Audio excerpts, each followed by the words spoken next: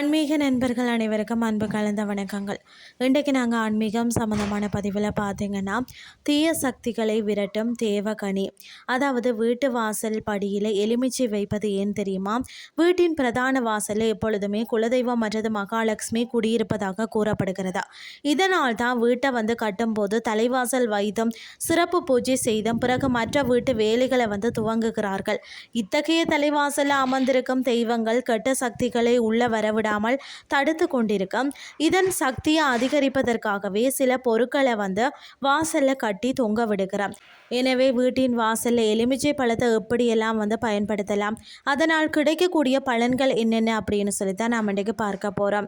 அதாவது வீட்டிற்குள்ள கண்ணுக்கு தெரியாத எந்த ஒரு கண் திருஷ்டியாக இருந்தாலும் கெட்ட சக்தியாக இருந்தாலும் நுழையாமல் இருக்கணும் என்று தானே எல்லாருமே நினைப்போம். வீட்டிற்குள்ள நுழைப்பவர்களின் கெட்ட எண்ணம் வாசல்லையே நிற்க வேண்டும் என்பதற்காக தான் நாம் பல பரிகாரங்களை செய்திருந்தாலும் எல்லாவற்றையும் விட ஒரு சுலபமான பரிகாரம் இருக்கிறது. இப்படி செய்யும் பட்சத்தில் தான் வீட்டில் கடன் தொல்லை அதிகரிக்காது, வீட்டில் நிம்மதி நிலைக்கும், சண்டை சச்சரவுகளுக்கு வாய்ப்பில்லை, சுபகாரிய தடை இருக்காது என்பது குறிப்பிடத்தக்கது. என்னன்னு சொல்லி பார்த்தீங்கன்னா, 2 எலுமிச்சம் பழங்களை எடுத்துக்கொண்டு அதை 4 பாகங்களாக பிளந்து கொள்ளுங்க. அதுக்கு பிறகு அதை 4 துண்டுகளாக வெட்டக்கூடாது. பிளக்கப்பட்ட எலுமிச்சை பழத்தின் உள்பக்கத்தில் உப்பை முழுமையாக நிரப்பி அதில் 2 மிளகையும் போடுங்கள். பிறகு எலுமிச்சை பழத்தின் 4 வெளிப்பாகத்திலையும் மேல் பகுதியிலையும் என மொத்தம் 5 பகுதிகளிலையும் மஞ்சள் குங்குமம் போட்டு வச்சிடணும். அதுக்கு பிறகு இதே போன்று 2 எலுமிச்சம் பழத்தை நில வாசல் படியில் இரு பக்கத்திலையும் சிறிய தட்டின் மீது வைக்கணும். புள்ளிகள் இல்லாத எலுமிச்சம் பழத்தை மட்டும்தான் நீங்கள் திருஷ்டி கழிக்கலாம். இதை வெள்ளிக்கிழமை அன்று காலையில் தான் செய்யணும்.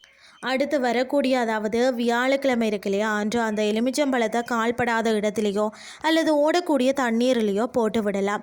மீண்டும் வெள்ளிக்கிழமை இதே போல் எலுமிச்சம்பழத்தை தயார் செய்து வீட்டு வாசலில் பாதுகாப்பிற்காக வைக்கலாம். எதிர்மறை ஆற்றல்களை ஈர்த்து நல்ல சக்திகளை கொடுக்கக்கூடிய தன்மை எலுமிச்சம் பழத்திற்கு இருக்கிறது. எலுமிச்சம் பழத்தை அதனால் தான் தேவகனி என்றும் வர்ணிக்கிறார்கள்.